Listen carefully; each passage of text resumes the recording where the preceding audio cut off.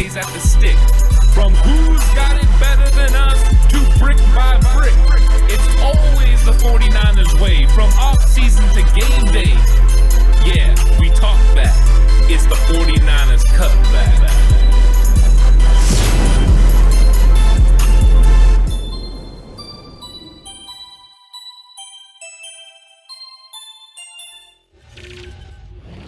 It's 49ers Cutback Podcast time, Alex, and we got a big victory.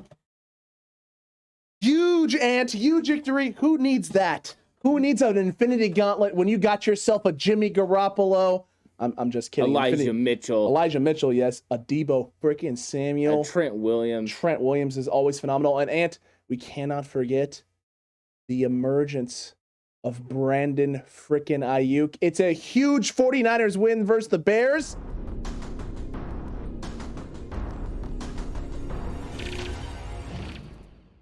We're one game away from 500. Alex is excited right now.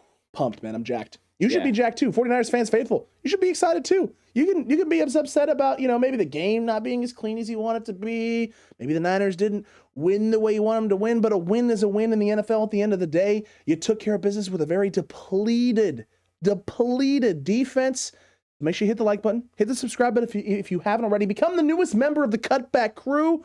Well, we've been saying for months now that this team is just a few plays and execution stuff away from coming out of these tight games where they've been, finishing with losses and actually coming out with some wins and winning football games. And Ant, they did it. They did it this week.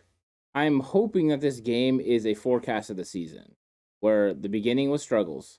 You had missed opportunities, missed extra point, and then you had 49ers kind of, doing just enough to stay close. And I'm hoping the second half of this game illustrates what the second half of the season is, where the 49ers turned it on, got it done, did what they needed to do to win, and Jimmy Garoppolo, fired on all cylinders. This 49ers, receiving core fired on all cylinders, whether it was Brandon Aiyuk, Deebo Samuel, or Mohamed Sanu. All of them were making plays. You sprinkle in a little Kyle Juszczyk, Charlie Warner in the pass game, and it seemed like the 49ers offense was clicking. Jimmy Garoppolo was making throws on time, and when he was a little bit off, those receivers in the second half were making those catches, and then they were able to keep this thing going, keep that ball rolling, keep that momentum going, and it's really nice. I'm hoping that this carries over into the next game, but it was a different feeling from the first half where it felt like, dang it, we just can't get where we want to go. We're doing okay. There's frustrating moments, and we just can't capitalize. And the second half is like, no, we're going to capitalize on everything. Jimmy G looked like he was that guy. Like he was like, we're going to have motion at the wrong time? No worries, I'm going to take it in. We're going to have a read option? Yeah, I'm going to make you look foolish, and I'm going to run it in. Jimmy Garoppolo offense, Trey offense, no different. Jimmy Garoppolo is going to get it done with 2 touchdowns on the ground. It's funny. But yeah, I laughed because Jimmy's going in there, and Jimmy's been running the football this year, but it looked like the old Jimmy Garoppolo, getting outside the pocket, extending plays, getting the ball down the field in that intermediate area over the middle. He looked pretty good, and I was excited to see it. We needed this win in a big way and got it done. This is the Jimmy Garoppolo that we saw in 2017 that every single 49ers fan, including myself, watched what he did, the way he executed, kept plays alive, kept this team in the football game, and went, wow, man, maybe there's something special with this team if this guy's the quarterback. This is that guy. That's who we just saw today. I haven't seen this Jimmy Garoppolo since 2019. He showed up today. There hasn't been a game this season where you and I have both watched this football team operate and the offense operate and been like, all right, Jimmy's ready. Jimmy's dialed in. Like, Jimmy's ready to go. We've seen drives, right? We've seen glimpses. We haven't seen a half of a game like this. Even in the first half, I don't remember a missed Jimmy Garoppolo like a big missed throw from Jimmy. I don't remember it this football game. There's the only one that people will point out will be the possible interception. Which isn't on him because he's throwing with anticipation to what should be a breaking wide open Juwan Jennings, who's got Kyle Juszczyk running a similar route. One of them makes a mistake. I believe it's Kyle Juszczyk in that situation. Maybe he just got forced out of his area, and maybe he was supposed to be a levels concept where he's supposed to be running a little bit of an out route that's, shorter, 5-10 yards shorter than what it's supposed to be, and he just get moved off his spot, and they end up in a similar area. But Juwan Jennings breaks and gets held. There's no call. It's unfortunate. Luckily, that's not an interception. But Jimmy, for the most part, man, was dialed in. He was putting balls in areas for guys to go up in space and make football plays and catch the ball and right? Be a football player. And guys did. Brandon Aiyuk, scramble drill. Jimmy gets out of the pocket making plays, posting guys one-on-one in the red zone, short yardage areas where the 49ers are looking at him, right? Especially with no George Kittle. Looking at Brandon and being like, hey, man, this is where Devontae Adams wins. This is where, the Keenan Allens of the world wins. The Julio Jones wins. They win in these moments right here. This is what we drafted you to be. It's time to win. And Aiyuk won. He won in the red zone.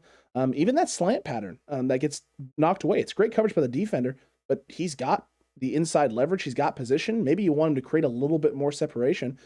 Jimmy puts the ball in a good spot. It's just a great play by the defender at that time. Brandon Aiyuk was looking like the Brandon Aiyuk of last year for the first time all year, and it couldn't be at a better time for this 49ers offense and for this team. Yes, because George Kittle is coming back on the horizon. What? Which means you add another piece to what they were doing. But Kyle Shanahan and Mike McDaniel drew up some great run plays as well and got Elijah Mitchell involved in this football game. There wasn't as much running up the middle. They really did muck it up in there, but there were great plays on the outside. These sweeps, these toss plays have been absolutely fantastic for the 49ers. The way that Elijah Mitchell is able to read the blocks, and the blocking is great, but the way he's able to read those blocks and then make his appropriate jump cuts and then get vertical real quick, fantastic. The guy's been doing it all year. We've been talking about how good he is, and he's proving it. There's no need to play another guy. Everyone wants to play other guys. No, this is running back one. This is the guy right now. He's the one that's going to be able to get it done. And you've seen JaMychal Hasty be that second piece, that third down back that they always wanted Jerick McKinnon to be. That's who he was. He caught the ball in the backfield. Great one route. Play over the middle. Great catch. Oh. And huge because it keeps moving the sticks. 49ers, they're executing in a big way. You're seeing defined roles now that you're starting to get guys back from injury. Seems like the offense is getting healthy. The defense is another story because they're still banged up. Yeah. And they're never going to be completely 100%. But what they continue to do is do enough to win football games because the defense has held pretty much held them in every single game this year. They've never let anything get out of control, which it easily could. And that's allowed the offense to find a rhythm. And this time the offense really did find rhythm. You had the drops in the first half. The drops weren't there in the second half. So it's nice to see them executing in that way. I'm curious to get into the all-22 film and really break down the second half now. Normally when we get to second half, I'm like, but this time I'm like, yeah, let's get into this. Let's really see how they were handling, operating, and seeing what they did to mask any weaknesses, or if they just let their guys go out there and win. It's true. I mean, I want to see what the all-22 film shows about the adjustments too that they make, and some of the concepts that they attack there in the second half. Because the first half, it seemed like they were willing to put the ball in Jimmy Garoppolo's hands and let him throw, which was great to see. But every 49ers fan is sitting there watching us not put up points and be like, we got to run the football. In the second half, you do get some running going, and the run game dialed up a little bit. But they still let Jimmy throw. He throws for over 300 yards in this game. I know he doesn't throw touchdown passes, but this was a Jimmy Garoppolo start-to-finish complete football game with not many mistakes. I mean, we talked about, right, one bad throw. Jimmy has been notorious in San Francisco, Ant, for throwing at least a pick once a game where he just makes an atrocious throw to someone he has no business throwing the football to. That wasn't today. Even the throw that almost gets picked off by Tabor is intended for a guy who's getting held in space, and there's a miscommunication on the route with two different guys being in a similar area. Jimmy was dialed in start to finish. Offense was moving the ball downfield yet again and had opportunities, and they just come away with field goals instead of touchdowns. Halftime of the game on Discord, Monica and a couple other people, hey, Alex, how are you feeling about the football game? I said, well, we might need to change up what we're doing defensively if the offense doesn't get going and get after Fields a little bit. I said, but this second half really comes down to a few things. The 49ers need to score 2 touchdowns, and they need to create 1 turnover, and if they do that, they're going to win this football game. Said that at half. 49ers came out and scored 2 big touchdowns, and at the end of the game, they got a turnover, and we got a 49ers win. So technically, I was right. It didn't happen necessarily in the order that I thought it was going to happen. They did score 3 touchdowns in the second half. But I said they only needed 2. Yeah. 2 was going to win you the football game, and 2 got them the lead. 2 put them out in front. The Bears kicker gave us one. Cairo Santo gave us one on a missed extra point, just like we gave him one on a missed extra point. And the 49ers offense did what they needed to do in the second half to get consistency going. You and I talked about making the next step with this team. Need to try and get close to putting together a 4-quarter game, but right now we haven't put together what feels like a 1-quarter game where you've executed consistently for a quarter. The Niners put together 2 quarters when they needed to and executed start to finish. I think you're onto something. when you say the first half is how the season has been so far, the second half may be what we're hoping to see from this team going forward, it would be a great story. It would be a wonderful story. You couldn't write a better story than this. The way the 49ers have played through the first 8 weeks of the season, the first half is a, cataclysmic, sort of perfect representation of what it's been. And ironically enough, the Madden simulation was very similar to that. The first half was rough in that Madden sim. The second half, the 49ers put it together in that Madden simulation and came out of it with a W. They did that this weekend. Madden sim knocked it out of the park in terms of the storyline of the game.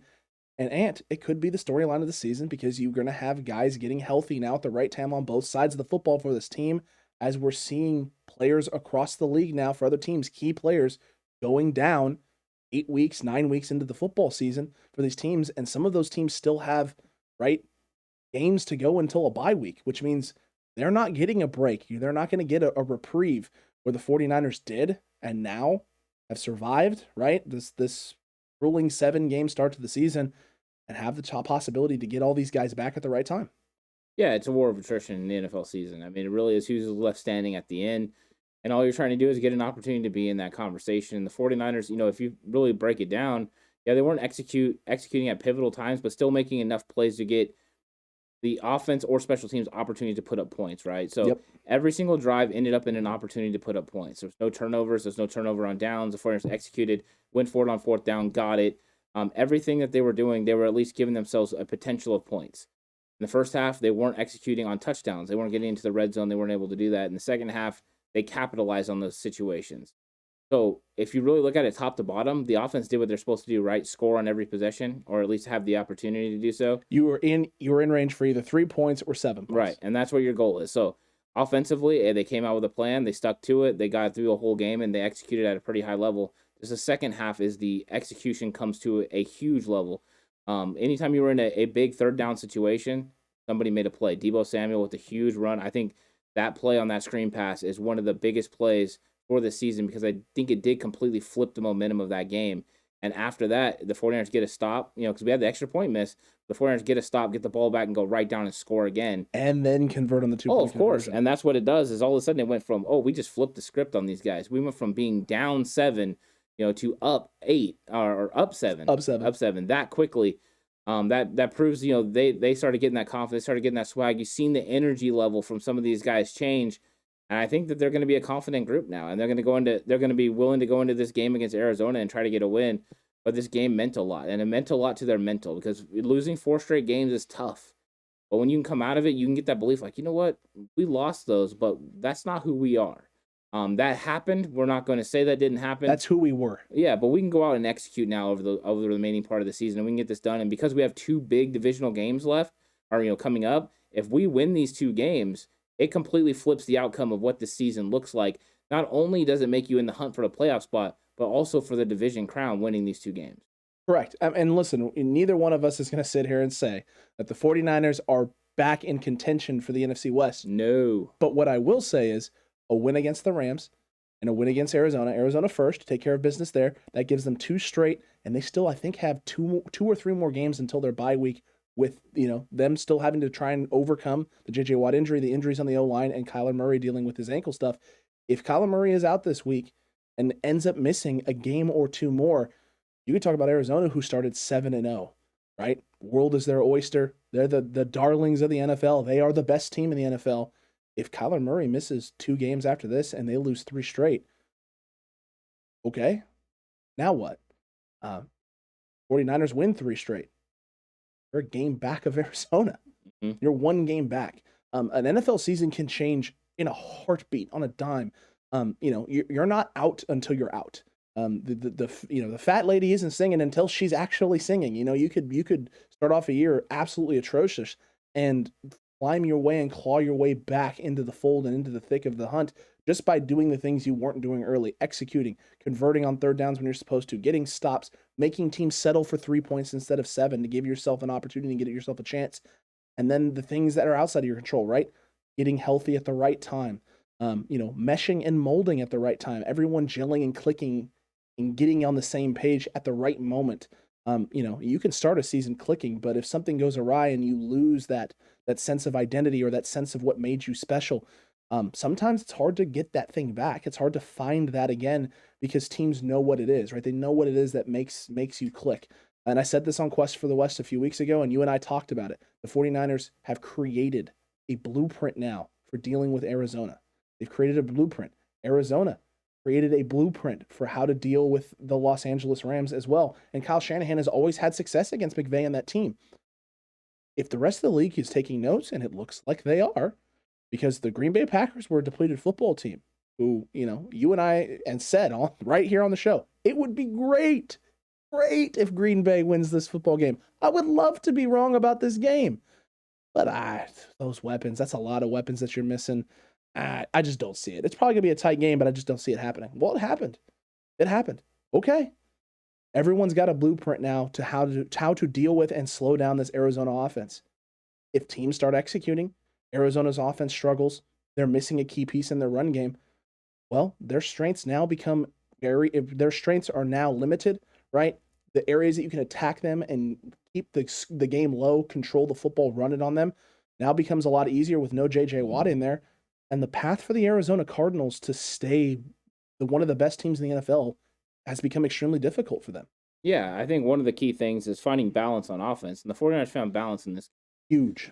Being able for Jimmy to go over 300 yards passing, and then Elijah Mitchell, tacking on a career high, over 120 yards rushing. On less carries than last week. Yeah, I think he had 9.1 yards per carry, which is absolutely ridiculous. It's fantastic. It's interesting. I always talk about that sometimes things get said in the media and they mean things. Mm-hmm. And people, no. One of the things that Kyle Shanahan said is people are underestimating Elijah Mitchell this week. That means interpretation, Elijah Mitchell's about to have a big game. Brandon Aiyuk is in a sophomore struggle. Him and John Lynch both say that. They didn't want to say slump because he's making strides. They knew he was going to have a big game. These things happen. They do talk through the media. The media things do matter. Those are narratives to actually listen to. So, yeah, I knew Brandon Aiyuk was going to have himself a game. I'm glad he did. I really wish they would have connected on that second play, though. I would have loved for Brandon Aiyuk to have a big play to start the game. But I would have lost it. That timing, it looked like Jimmy and Brandon Aiyuk had a lot more timing in this one. It looked like he was feeling right where to be. Like you talked about that play earlier where he broke back out on the scramble drill. And Jimmy put the ball right where it was. And Brandon's got that ability just to stick up those big hands and catch the ball. It looks so nice and clean. Those things are things to get excited on, things to build on. Now you add the best tight end in football back to your offense, and all of a sudden he makes it even more difficult for a defense. There's going to be a lot of opportunities for these, not to mention what he's going to add in the run game. Because now, and if you go two tight ends, it's him and Charlie Warner, and they're going to go get it done in the blocking area. But George Kittle can do it all. This offense has the opportunity to now take off. Can the defense do enough to survive? Because you had Jimmy Ward going down in this game. Jaquiski Tartt going to be out for at least another 2 weeks. Tartt's going to be out another 2 weeks. So you're going to have some questions on that back end. And with Arizona, that's a question. But, if you have a backup quarterback, that could definitely help. That could definitely change things a little bit. Absolutely. And also how the 49ers plan to play this defensive line. You got Jordan Willis back, so you got an extra edge rusher. They moved Armstead in early. Does that mean Armstead stays in and they go with a different rotation on the outside? Do they start going Armstead Key on the inside? I did like what I saw from Key on the inside. I like the stunts with him and Ebicom late in this game. I'm curious how they go with this, how they manufacture it. If it's not Kyler Murray that's playing quarterback for the Arizona Cardinals, and is it Colt McCoy that's the backup there? It is Colt McCoy. If it's Colt McCoy, you don't have to worry about his legs as much. So now you can do a little bit different things and attack them a different way. You have to stay in your lanes as much. He's a veteran guy who can still win football games. Don't get me wrong. He won games last year with the New York Giants. Yeah, so I mean he's always been someone that I've kind of been fine with as a backup quarterback. He's about for his career too. He's about 500 too win-loss record. And he's thrown for good yards. I mean, Colt McCoy is a very comfortable. It's a guy that if you have to start him for a game in the NFL, you're typically fairly comfortable with that game, maybe even two, especially the right matchup. And the 49ers, it's not like it's a bad matchup for Colt McCoy with the interior pieces missing and secondary questions at the safety position. It's definitely not a bad matchup for him. Well, we'll see, because they got to get that run game going with Chase Edmonds. Also true. If they don't get that run game going with Colt McCoy at quarterback, the 49ers stuff it, then they're going to be in a world of hurt, because then they're going to be able to really come after him. And because he can extend plays to a point, but not to the level that a Kyler Murray can, they're going to be able to kind of collapse on these guys, because Kingsbury's concepts are not outrageously difficult to figure out. Very, very true, Ant. Very true. But let's dive into these offensive key matchups and what the Niners did or did not do, and whether they played a role or played an impact. And Ant, let's start with yours because I feel like yours is key to what the 49ers needed to do and the success they had in the second half. I see what you did there. I know, I try. What was it? Mine was the 49ers offense against consistency. And that was being consistent and making sure you move the sticks, make sure you're executing play in and play out. And I thought they did a very good job, especially in the second half, where they limited mistakes as well. Not as many offsides, not as many holding calls. I'm still not sure Trent Williams held on that holding call. I'm not convinced. Yeah, but I thought that this was a lot better game. And like I said, early on, there were still the drops. There were still things going on in the first quarter. And it seemed like as the game progressed, everyone kind of went. That's what I've been talking about. Sometimes you put that pressure on, you really put your feet to the fire, and you try to make too much happen. And I think Jimmy kind of taking on that role of being the fiery leader that he was, kind of like got everyone like, okay, we can get behind this guy. And then once everyone settled in, it was fine. And it seemed like everyone was calm. You could see in this game, even when the 49ers were losing, Kyle Juszczyk, I know people hate this, but Kyle Juszczyk was on the sidelines laughing it up with one of the coaches and stuff. Jimmy Garoppolo was smiling. Even that you can play loose. You can play free when you're like that. You're not stressing. You're not pushing yourself. There's a difference between being stressed, pushy, and then there's fire. When you're on the field, you play with fire, and that's different what Jimmy Garoppolo did. So I liked it a lot, and I liked the consistency for the 49ers. So big W for the 49ers in that area. Huge W in the consistency area, especially in that second half. And yeah, I mean, and if we're being 100% honest, Ant, that's where it needed to happen.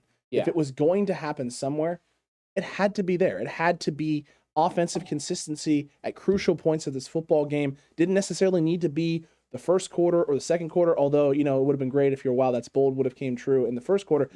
Technically, Ant, you were half correct. The 49ers did score 2 touchdowns opening a half of this game. It was just the second half, not the first half.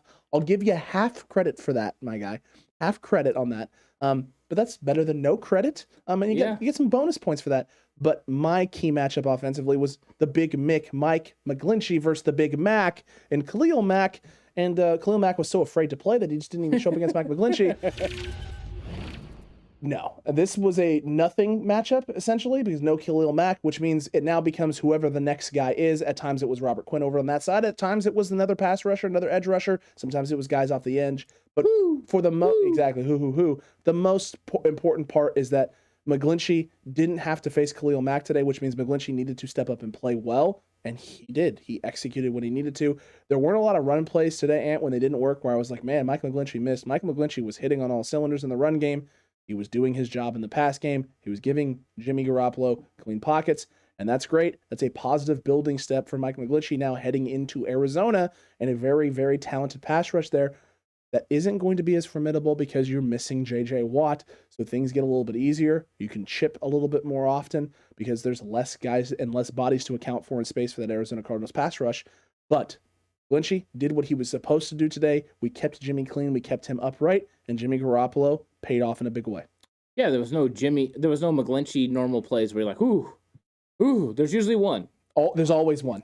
But I thought that he did a good job. Anytime you don't say someone's name, they had a good game when you're an offensive lineman. The only reason we say Trent Williams' name is because he goes in there and absolutely dominates.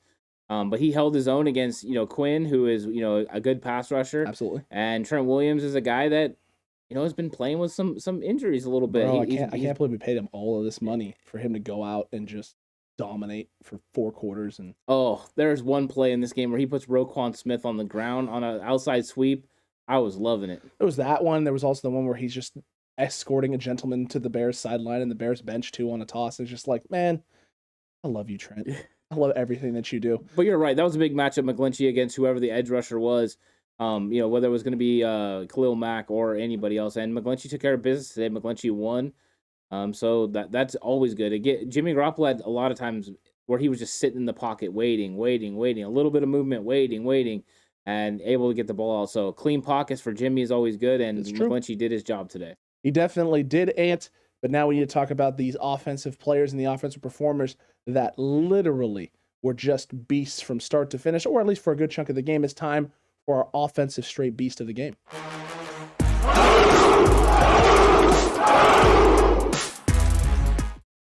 Really simple for me. It's Jimmy Garoppolo. It's not close. It can't be anyone else. You can't say another name. You can say Debo Samuel all you want. He's 84 of the air yards, or whatever of the yards after catch on the screen pass. Listen, Jimmy Garoppolo did what he needed to do today. He got this team in and out of the right place. He made great throws. There were no errant throws. I don't want to hear anyone talking about the pass intended for Tabor out there on the perimeter when it was intended for Jawan Jennings and he got held. Jimmy Garoppolo executed this offense at a high level. There was no panic in his eyes. There was no fear in his eyes. He was extremely comfortable. The aura returned, Ant. I could feel the aura and the glow. I could feel it every time. I'm just thinking of Bruce Leroy with the glow. And he was operating at a high level. The Debo Samuel was, I'm pretty sure, was supposed to be a fly sweep action where the timing's off because McGlinchey's making an adjustment, or excuse me, Mac's making an adjustment at the line. Jimmy sends him in motion. He holds him, he pauses him, and then doesn't go, I'm going to give this to you. No. Designed for you. You're out of position. It's fine. I got this, my guy. Let me put the offense on my back and punch this in for a touchdown. And then the read option, too, in the goal line. Jimmy Garoppolo did the things that he was supposed to do today to help this team win. We've been saying this about Jimmy. This is a great learning thing for Trey also. Anyone who's sitting there right now going, yeah, but Trey's not playing. Things have been going absolutely disastrous for this 49ers offense. Jimmy Garoppolo has not strayed in his confidence from this team. He has not given up on any one of his offensive weapons and turned away from them. Guys have dropped balls, and he goes back to them later in the football game, whether that's Sanu, whether that's Brandon Aiyuk, doesn't matter. Not Brandon Aiyuk, but Trey Lance has to be sitting there watching this right now going, okay, when things aren't going necessarily the way I want them to, right, I don't have to start panicking and trying to force things to happen. I can trust the guys around me. I can trust that coach is going to put guys in the right spot. And I can be more comfortable believing in the guy next to me, knowing that, hey, if I just hold his feet to the fire, right? I hold him accountable just like I hold myself accountable. We're all going to get there eventually at some point in time. It's just a matter of continuing the grind, believing in one another, believing in myself, right? And then going out and doing what my job is. Yeah, he gets to see how to be a leader. I mean, Jimmy Garoppolo is proving how to be a leader. He's got the team behind him, going out there, and he's making sure that everyone is feeling rallied and in the right locations, doing what they're supposed to do. And then when he has a bad play, he sees how he responds to it. So Trey Lance is getting, firsthand knowledge of what is going on and how but you're right, Jimmy had an absolutely fantastic game. You knew he needed to. You don't put 100 friends and family in the crowd unless you believe you're going to have a big game. And he did so. And the fact that he went over 300 yards is very nice.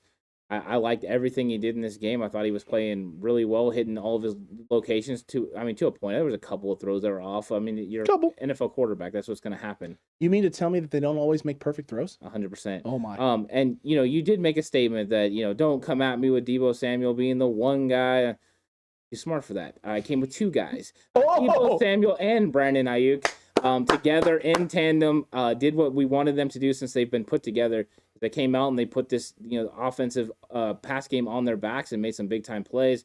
The emergence of Brandon Aiyuk really helps because then you can't put all your focus on Deebo Samuel. And Deebo Samuel's got over 800 yards receiving this year. That is an impressive number. It's more than Jerry Rice through 8 games, yeah, is it not? He's raised himself to a level that I don't think anyone thought he could get, except maybe me. And that's good. That's where we wanted him to go. But no one thought, I didn't think he was going to get well over 1,000 yards this year, and he's on pace for well over 1,000 yards. And every time I think that this pace is going to slow down because they're going to bracket him or going to do something else, he finds another way, whether that's deep down the field with the big catch, to get to the 5-yard line, or it's the screen pass that he takes 83 yards down to the 1-yard line. He can do it all. He can make plays. And you have to be completely focused. Like I told you, last week, it's hard to bracket a guy that you never know where he's going to be. If you never know where Deebo Samuel is going to be, it's hard to bracket him. But the emergence of Brandon Aiyuk making pivotal third down catches and making other plays, especially the 2-point conversion where he made the guy look stupid. The guy is still looking for his jock strap right now, and it's around his neck because he just choked. 100%, that was a great play, and I'm looking for them to build off of this 100%. So, yeah, that's mine. Those two guys together.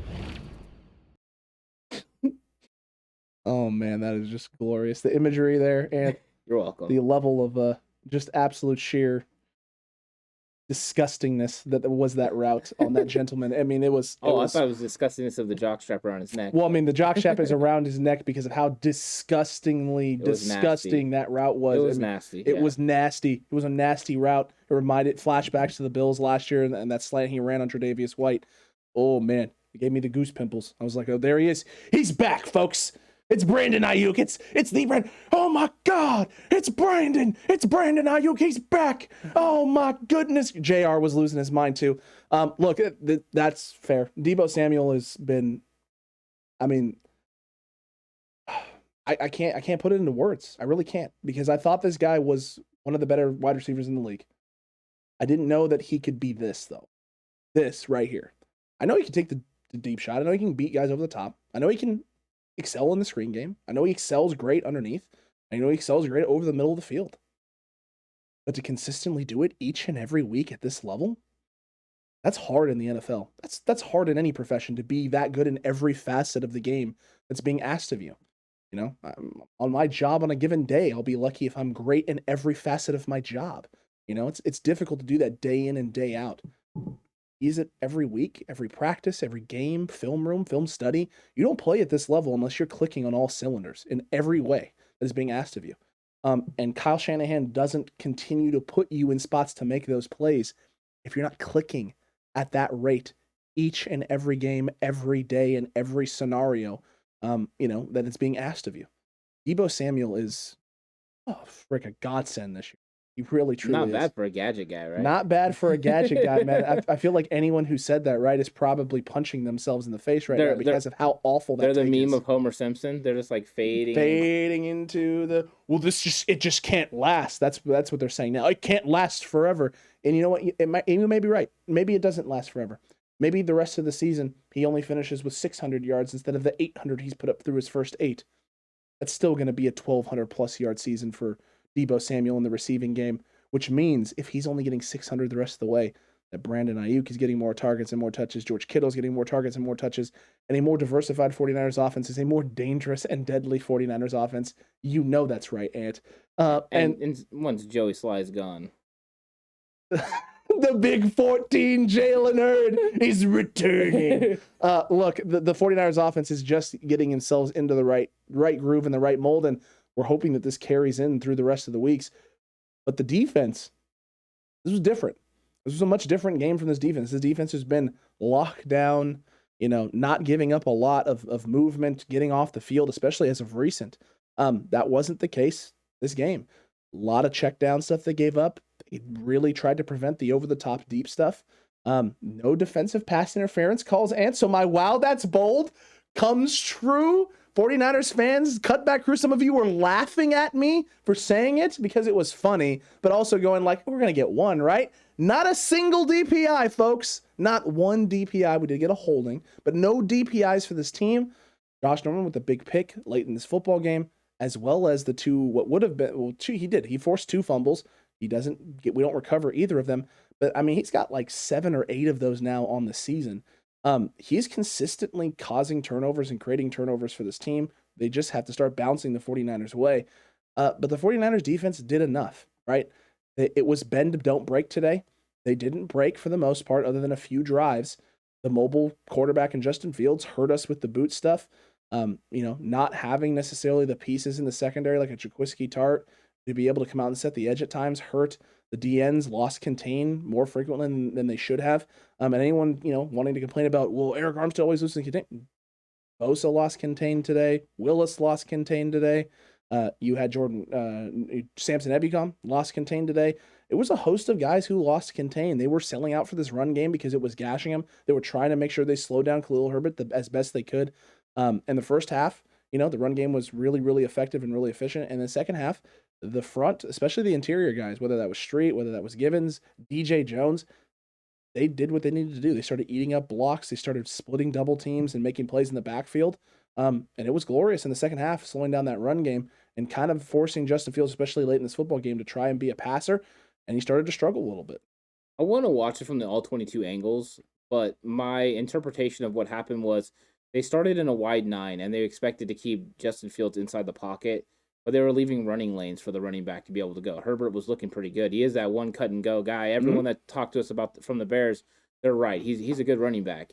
And he was able to take advantage of it. In the second half, they made the adjustment. I told you about Flanagan Foles in the reaction show coming up to the edge, and putting that fifth guy on the line of scrimmage. I told you in the game plan show, I thought that's something they should go to. They should bring a 5th guy. I actually wanted them to bring Ebukam and put him in that situation and not have Flanagan Foles on the field. If we get into all 22, that might have been the case. They probably should have done that a little bit. But they had him out there, and they brought those defensive ends in, and they played them in a different technique. It wasn't a wide 9. They were playing in an 8 and a 7. They were bringing them in, And so that way they could help stop the run. And then that left Justin Fields some opportunities. And then they had other opportunities where they had Justin Fields dead in their sights, and tackling was somewhat an issue. He proved how physically strong he is, and how he's able to escape from guys. That one he made on 4th down is just an excellent run. I mean, Armstead had him dead to rights. He got away. He juked Kevin Givens and DJ Jones, and he outran, another guy and got to the edge and made some good cuts. It's a great play. So he's a really good player. But what they did is they picked their poison. They didn't have enough ability to be able to take both things away because of the weaknesses at linebacker. So they decided, we're not going to give up any pass interferences. We're going to leave our guys over the top. We're going to play loose coverage, make him beat us underneath, and then we're going to see what we can do in the first half with the run game. And if we can stop it in our wide 9, we're going to do that. It's going to help us keep Justin Fields in check. And if it doesn't work, we're going to have to adjust. And they did. They adjusted. They took away Herbert. Herbert wasn't as successful, but it allowed opportunities for Justin Fields, and he took advantage of some of those, getting over 100 yards rushing in this game. But he threw for under 200 yards of offense. Yeah. So he threw under 200 yards passing. So, like you said, right, you pick your poison in terms of what you were willing to give up and what you were allowing them to have success with. You want to be able to move the chains and dink and dunk all the way down the football field and take 9-minute drives? Okay. All right, you can do that. We're hoping that our offense can sustain and extend some drives and, hopefully get our defense some rest at times as well. But when you get into the red zone, we're going to, try and hold you to 3 because now you have less field to work with. So now we don't have to worry about you beating us over the top because there's really not an over the top to defend. You only got 15, 20 yards. So now you're going to have to execute at a high level. A couple of them he did. That throw where Josh Norman tried to undercut the route towards the corner of the end zone, the little crossing route there to Jesse James. Yeah. That was a great throw. He put it in a really good spot, and 100%. Norman just misses it by a hair. And then the scramble, right? The scramble for a touchdown where that's just Justin Fields being an elite athletic talent in this league and being a guy that's hard to tackle, hard to defend, and being a mobile quarterback. Those are the type of plays that mobile quarterbacks can make in this league. That's just the reality of the situation. We've seen Lamar Jackson have plays better than that or even similar to that. We've seen Trey Lance scramble and make some runs and make some cuts that are close and similar to that as well. So those are just some of the things that are going to happen. And when you're missing the linebacker play that you're missing right now, with Azeez out, who's been playing great, and Trey Greenlaw, who was playing phenomenal to start the season off as well, it's just hard. It's just a lot of things that you're going to have to try and take away without necessarily the talent or the understanding of the position that we typically have out there. 49ers did enough, like you talked about. They adjusted when they needed to. They were able to slow this team down, and the 49ers didn't necessarily get stopped offensively. The defense did get a stop. They needed at least one, and I kept calling it early in this game. It needed to be a turnover. They got a stop and a turnover at the end to seal this thing completely and put it, just out of reach, kneel this thing out and call it a day. They did what they needed to do. Yeah, I mean, I think it's one of those things where they couldn't get off the field. They couldn't. Every single 3rd down, it seemed like Chicago was able to, to get it done.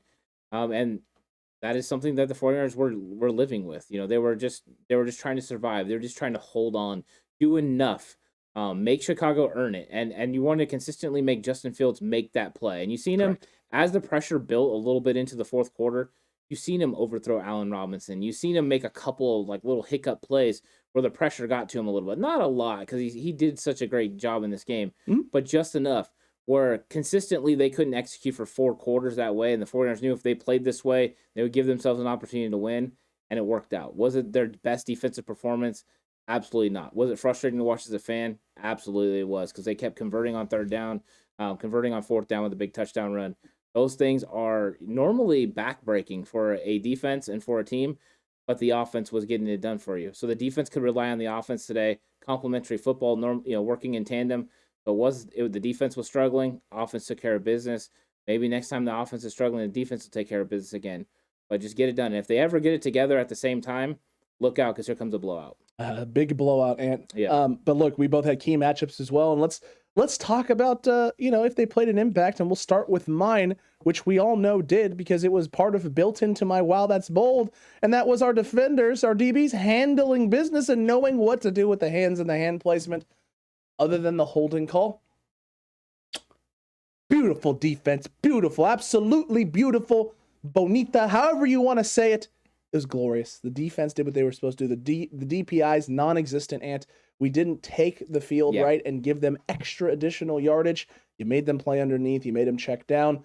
I don't like them converting necessarily as much on 3rd down as they did, but I'll take the no DPIs and putting your defense in an even worse situation than it needed to be at moments in space. You made Justin Fields earn it. He earned it to an extent, but he didn't earn it when it counts, and that's what matters this week. The Niners get a big W. Defense does just enough. But what was your defensive key matchup? Before I get to my defensive key matchup, I'm going to say something that's somewhat controversial, I believe. Oh, boy. Is I would have rather had a defensive pass interference and then play tighter coverage than what they were doing today. Okay. Because if you play somebody like a Kyler Murray or a Matt Stafford, they're going to strategically pick you apart if you continue to play this soft of coverage. Now, question for you. Was it because of who they were playing at the quarterback position that this strategy was implemented? Well, we're going to find out because it made Emmanuel Mosley look like a complete bum. And there was times that he came up to the line of scrimmage in press coverage and then didn't even put his hand on the guy. Oh, bro, a couple of those routes he got burnt. Goodwin absolutely smoked him and didn't do anything off the release, just ran. It was interesting because Emmanuel Moses looked good all season, and all of a sudden they flipped the script. So I don't know if they went all the way the other way because they've had the pass interference. Like, I get it, but in the same regard, if you play this way against the Arizona Cardinals, they're going to smoke you with rhythm passes all day long. Green Bay already did. Same thing with the Rams. If you do this against the Rams, Stafford is going to pick you apart. So I think they need to find a medium. You're right. It could have something to do with Justin Fields, and just what they thought he could do. Maybe. But they got to figure that thing out. They got to find a happy medium. You can't go all the way where you don't. Oh, I can never get a defensive pass interference call. If you do that, you're going to get smoked in this league. So I'll say that. And then my defensive key matchup was Justin Fields versus the 49ers defensive line pressure. And I thought they really didn't get to him a whole lot. I mean, even though they did have a couple sacks, Nick Bosa got to him, Samson Ebukam got to him on the nice TE stunt. Those were nice things. I know Ebukam forced a 3rd and 16 incomplete pass where he drove the guy back into Fields' feet. But ultimately, I didn't think they did it consistently enough. I know there's probably an emphasis on staying in your rush lanes, making sure Justin Fields doesn't get outside the pocket. I just felt they would be able to overwhelm him a little bit more from what we had saw on film, bring a 5th, a 6th guy, and really get after him and make him get rid of the ball quickly. Because when you get into his area, his short area, he can't step into throws. He struggles. That is something we've known since he was in, going through the combine part of the whole process. So I just thought they were going to do that a little bit more. They didn't. So I can't give the 49ers a win on this. I think Fields did enough to extend plays and get outside. He did things that I didn't really want him to do. And they also, because of the weaknesses in the secondary, they kept Hufanga back and not always coming off the edge. He only came a couple times. So it was an interesting game plan. That's why I'm interested to get into all 22 film and break it down. But they did enough to win, and that's what's important. You win, and I can't argue with it too much, right, if it produces the win. But just little things I noticed along the way. I was a little more critical of the defense this week than the offense. But I think that's understandable when you give up, 22 points to Justin Fields in this. An offense, that hasn't looked great. And even this week, I wouldn't say that the Bears' offense looked great. The run game looked phenomenal early. Justin Fields' ability to run with the football and extend plays looks great. I still don't see a lot of guys open for them in certain scheme situations. Mooney does. Cole Kmet was getting open around our linebacker. Yes, but how much, again, very depleted linebacking core this week. 100%, but they were just sitting in soft zone. They were. All day long. They were. This is what I mean. I am not convinced that this is a trend for this team going forward. We've seen how DeMeco Ryans... I don't think it's a trend either. We've seen how DeMeco Ryans typically calls defense. This was very opposite of what they typically do, and maybe that was part of it, right? DeMeco Ryans knows what he has been doing and the amount of blitzes he's been dialing up and scheming and the way they've been disguising coverage. This was maybe a week where they went, maybe we can get the rookie thinking too much, right? Thinking too much and being like, well, I'm seeing this, but there's no way it's going to be this, and second guessing himself. We saw that against the Tampa Bay Buccaneers, where even when he saw the right thing, he went away from it because he was like, there's no way. He'd go somewhere else with the football as the turtle clock's going off. So if you're the 49ers and you're DeMeco Ryans, you rolled the dice maybe this week on a game plan or an idea. It didn't really pay off the way maybe you wanted it to, but you got out of this thing with a win. Your defense did enough, and you adjusted enough late in order to make some plays and get their offense off the field and put your offense on the field with a chance to seal the game. And they did. They did what they needed to do. But there has to be another adjustment now. You can't continue doing the same things over and over and over again. You can't roll the dice like this against Kyler Murray. You can't roll the dice like this against a guy like Matt Stafford in this Rams offense. You just can't do it. I don't expect it to happen. But But we'll see. If you're able to get Azeez Al-Shaair back next week, D Ford back next week, and Dre Greenlaw back next week, there's no need for you to ever go to something like this ever again. You would think not. I mean, you really wouldn't. But let's see what they do. I think they got to find some sort of happy medium besides playing on the top and playing press coverage, and then because it's one thing to have good hand placement, it's another thing to just not touch them. True. I mean, I expect calls here and there, and that's the NFL that you're going to get. Am I impressed that they didn't get one? Yes, but how can you get one if you're not even close to the guy? True. There wasn't a lot of pass breakups from these cornerbacks. They weren't like in guys' hip pockets. No, Justin Fields completed 70% of his passes, I believe. Yeah, I mean, Cole Kmet beat Emmanuel Mosley across the field. Don't remind on me. Man coverage. Don't remind me. Huh? Come on, man. He didn't touch him either. No, I mean, come on now. I mean, it's to me there was it's like, okay, we stretched the rubber band all the way over here. Let's take it back to the middle now. You know what I mean? Let's get it to here. Let's find the middle. Yeah, let's find the middle. So I think that is something to watch against Arizona. I mean, when they played Arizona before, they didn't really have a whole lot of those issues. So, yeah, I think that's the biggest takeaway from it. But I didn't think the 49ers won as far as the pass rush area either. It was nice that Bosa had a great game again. And then Ebicom comes up with a big sack. But there was opportunities also for Armstead to have a sack. I know Marcellus Harris had a sack, but that was on like more of like scramble, and he gets him and hits him with the club, which I loved. Club to the ankle for the sack. It's good stuff, man. It's good stuff. And look, I wouldn't say no one really tore up in the passing game, in the receiving game for them, but it was always chunk play. Well, not even chunk plays. It was always big plays for them at times where the Niners had a chance to get off the field. 3rd and 6s, 8, 9 yard, 10 yard gain over the middle of the field. 3rd and 13, sitting in cover 3, deep hitch route, 13 yards, 14 yards for a first down. Just stuff like that. Mooney goes 6 for 64, 10.7 yards a catch. You don't want to see that out of Darnell Mooney. Jesse James, 3 for 38 and a big touchdown, 12 yards per catch. Marquise Goodwin, 2 for 32. Not a lot of catches, but a nice chunk of yards. And again, at the wrong times for the 49ers. Cole Kmet, only 3 catches for 24 yards. Stat line wise, right? You don't look at that and go like, wow, that's super impressive. But it was always on 3rd downs that extended drives or 1st and longs or 2nd and longs to big chunk plays to get them back into positive game scripts. And Allen Robinson, 3 for 21. Not a great game, but all of his catches at the times when they needed to. The big hurt today was Justin Fields, 10 carries for 103 yards. That was the big hurt. And then I think Khalil Herbert going into halftime had like 62 yards of rushing on like probably 15 or 16 carries. He was on track for a big day. He finishes 23 for 72. 23 carries for 72 yards. So the 49ers defense, definitely in the run aspect with Herbert in the run game, stepped up. Justin Fields, though, tore us up with his feet.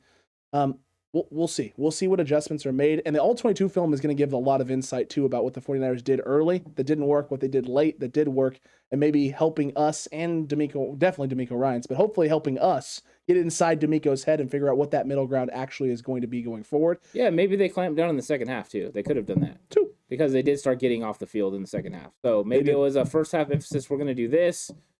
We'll see how they're calling it, and then we're going to do that. Possibly. But we'll see. We'll see what happens. The All-22 film is going to be fun on Patreon this week, so don't miss that. But Ant, from straight beasts and key matchups on defense, right? We got to get into who was hot on the block for the defense, who actually stepped up in a big way and did what they needed to do. It's time for our defensive players of the game. It's time for who was hot on the block.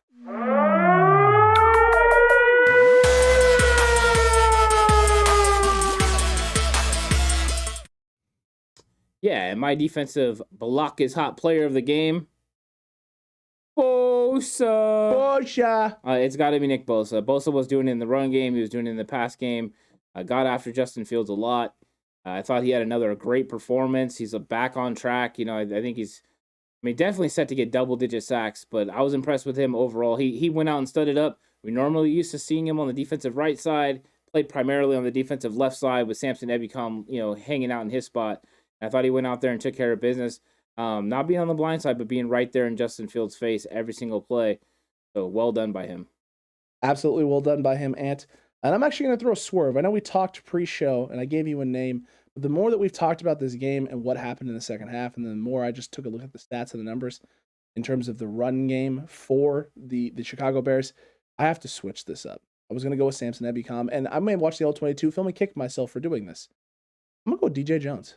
I think DJ Jones' second half was what this team needed at the opportune times when it needed it, slowing down that run game, Right. putting them into longer third down situations, executing when you need to, blowing up run plays, causing Justin Fields at time to throw with pressure in his face.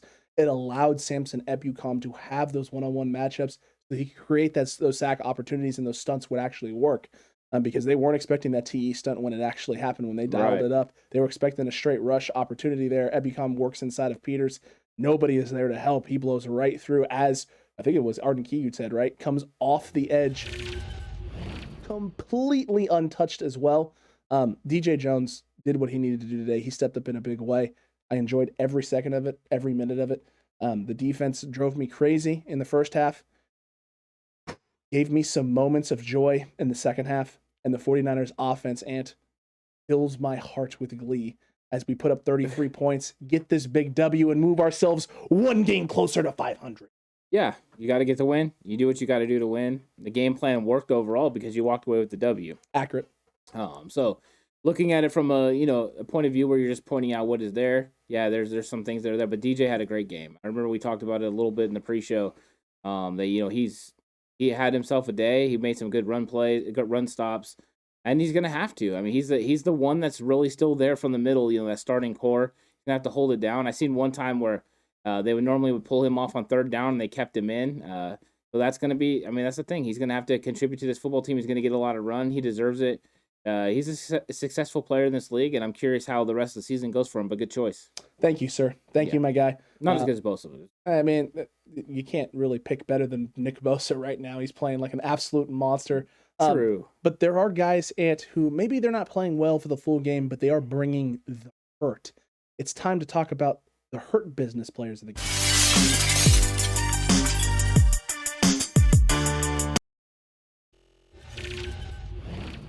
Ant, we did so much hurt that the graphic actually, the graphic messed up. The graphic froze. It got hurt. It got hurt from all of the hurt that the 49ers put on the Chicago Bears. Who was your first inductee into the hurt business for week 8, Ant? I think this is real simple. It's Jimmy Garoppolo. Jimmy Garoppolo is going in the hurt business. Not only does he run for 2 touchdowns, but also helps push Elijah Mitchell into the end zone. No, I like this fire. Wait. Did that the reality stone's on? That's what happened. Yeah. Okay. I turned the reality stone on, and Jimmy Garoppolo ended up in the hurt business. That's crazy. Jimmy Garoppolo, he played with that physicality today, that aggressive mentality, and he gets in the hurt business. He deserves to be in the hurt business, man. He really does. He is absolutely incredible. Another guy that has to go into the hurt business, though, is Kyle Juszczyk. Kyle Juszczyk on those sweet plays where they motion him across and essentially would give Charlie Warner a little bit of help. Every time he gave Charlie Warner a little bit of help, he blew the guy up so that Charlie Warner and the other guy would fall onto the ground. And then Kyle Juszczyk would get upfield and make another block or come back inside and cut a guy so Elijah Mitchell could spring for a huge game. Kyle Juszczyk brought the hurt all by his lonesome onto many a Chicago Bears defenders today. Those poor defenders, but Kyle Juszczyk doing what he typically does in this offense, which is make huge blocks and make big plays. Yeah, I'm going to go with Trent WIlliams next. On Elijah Mitchell's big run down the sideline, he put Roquan Smith on his back. Yep. I mean, absolutely ate him.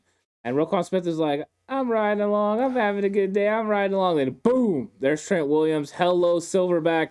Hello, my back. And he was a pain in his crack. Because that was goodbye, Elijah Mitchell. Yeah. Elijah Mitchell was running that. It was a great play. Trent WIlliams is known for those every single week. Every week he plays, he ends up in the hurt. As he should, Ed. He should end up in the hurt business. There's a reserved seat for Trent WIlliams in the hurt business unless he's not playing. And then sometimes the 49ers hurt in other ways, but not having him out there. But I also have to give one to Debo Samuel. Because Debo Samuel had a big catch over the middle of the field. Yeah. He turns up field and basically carries what looked like 1,000 Chicago Bears defenders, but really it was probably like 3 or 4. A couple extra yards for a first down on a big play to help extend a drive. It wasn't a third down or anything, but the 49ers offense was moving, and it's a play where, if Debo gets brought down and it's 2nd and 2 now instead of another 1st and 10 after just getting a big first down, 49ers have to go out and earn it. No, Debo says. No. See, the offense is rolling right now. And see, I'm playing a phenomenal game right now because I've taken a screen pass 84 yards almost to the house, and I caught a big 50-yard bomb from Jimmy Garoppolo outside the numbers into the hash mark area. See, this is my day to shine like I've been shining all season, and I'm getting these additional 2 yards no matter how many of you are here. And he just bullied his way through people. Debo doing Debo things and showing why he's one of the premier receivers in all of football. Yeah, I think those are great choices for the Hurt Business. Pretty good list this week. That's an incredible list, and that's a pretty much all offensive list for the Hurt Business. Yeah, there wasn't a lot of big defensive hits this week. There wasn't. Yeah. And you know what? It's okay sometimes. Sometimes. Not all the time, but sometimes. Just sometimes. You know what that means. Fonga, step up your game. I want to see you on the Hurt Business next week. I need some of this in my life, my guy. We need the Talanoa Hufanga. Look, this was a great game for the 49ers to bounce back from. They ain't done yet. They're not out of this yet. They are right in the thick of the hunt for the playoffs. Things are getting spicy in the NFC West, so who knows? Wednesday's Quest for the West episode is going to be very interesting. I want to see how Evan's feeling. And we also want to see how Sam's feeling about his Seahawks. I imagine, Evan's not too happy about what's going on there for the Arizona Cardinals. I can tell you that I'm going to be a joyous fella since the 49ers got a big fat win. But let us know what you thought about all of this game recap down below in the comment section right now. Does this got you stroking your beard like Ant does? Or are you pulling your hair out from the way the defense played and the way the offense struggled early? We want to hear about all of it from you down in that comment section. And while you're down there, don't forget to like, don't forget to subscribe if you haven't already, and hit that notification bell. Hey, Evan, hope those crumbled cookies taste good. Because you're going to be getting more of them, my guy. Because you just took a fat L that tasted just as delicious, I'm sure. Oh, my God. Oh, it's going to be a fun week. We got Quest for the West. We're going to have another Know Your Opponent with Evan as well later this week and talk about this football game and where the Cardinals are at now post J.J. Watt. And who knows with Kyler Murray what's going on there. I'm going to tune into Quest for the West to find out. It's going to be very interesting, so make sure you're there for that. Make sure you're here for the rest of the content we have coming out through the week. And if you'd like to get a good giggle and chuckle at things going on in 49ers Twitter or just the 49ers space itself, head on over to Patreon, where we got some of the worst and funniest takes in all of space and time in the 49ers Twitterverse that we get to have a good laugh at and poke some fun at, Ant. Yeah, Big Yikes is wonderful. So hop over to Patreon, check it out. It's going to be a good time. I know I enjoy myself a good belly laugh and chuckle at this time of the year. It's true. Here we go. Going to be a good one. It's going to be a lot of fun. But until the next one, Cutback Crew and the Faithful, you stay safe. And remember, the right way is always the 49ers way.